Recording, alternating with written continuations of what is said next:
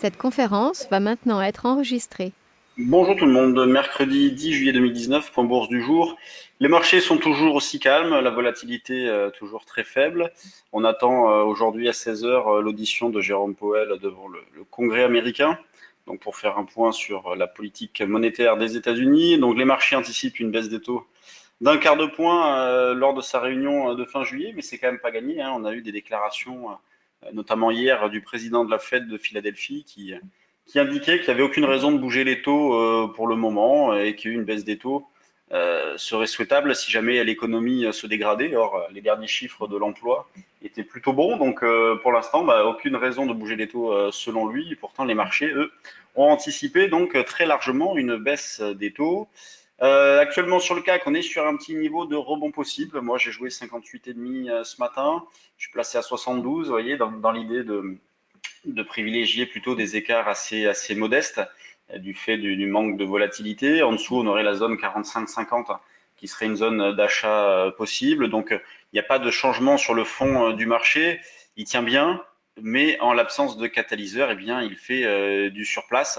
Donc, c'est pas une période très palpitante, mais on arrive tout de même à accumuler de petits écarts. Hier, par exemple, eh bien, on proposait d'acheter dans cette zone 50-60. On avait commencé à 61. Bon, il a fallu être patient pour sortir. On a un signal technique qui s'est déclenché au-dessus de 55.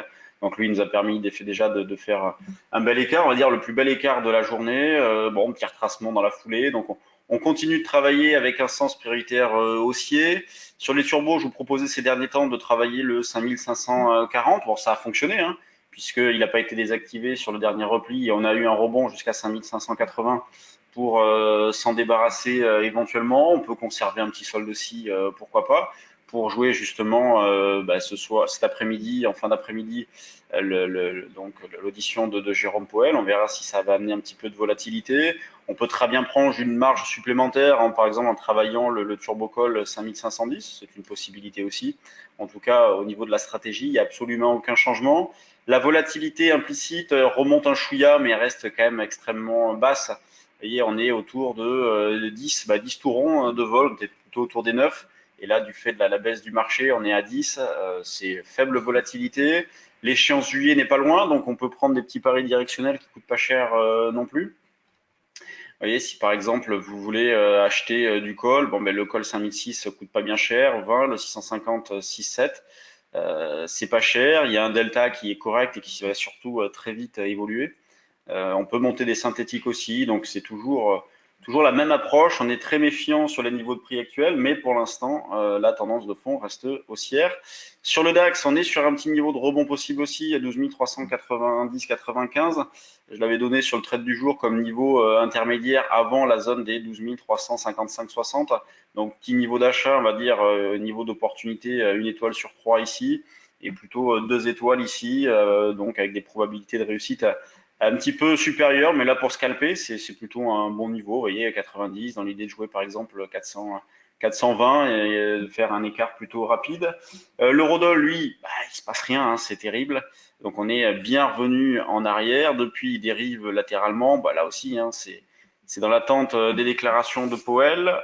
Les marchés réintègrent l'idée donc d'une banque centrale moins accommodante que fortement anticipée. On cherche à vendre. Vendre vers où? Vers un 12,25, un 12,30. Vous voyez cette zone-là. Allez, double top, un 12,33, pourquoi pas? Donc double top avec lundi 10 heures. Sur les actions, hop, regardons ensemble les valeurs du CAC. Plus forte baisse, Publicis, moins 1,3. Plus forte hausse, Arcelor, 1,5. Grosse régularité, le CAC perd 0,17. Donc, dans la continuité des jours précédents, énormément d'arbitrage, volume faible, 155 millions à 9h30. C'est vraiment pas beaucoup. Des grosses pondérations qui sont en ordre dispersé, mais on voit que c'est pas bien méchant. Il n'y a pas de grosses variations. Sur les valeurs secondaires, on voit que dans les screeners, il n'y a pas grand-chose. Vous voyez, là, on a 18 valeurs affichées, une majorité de hausse, mais vraiment pas grand-chose à se mettre sous la dent. Donc on a Morel qui monte. Alors Morel, on pourrait surveiller un signal d'achat au-dessus de cette zone de 3,310.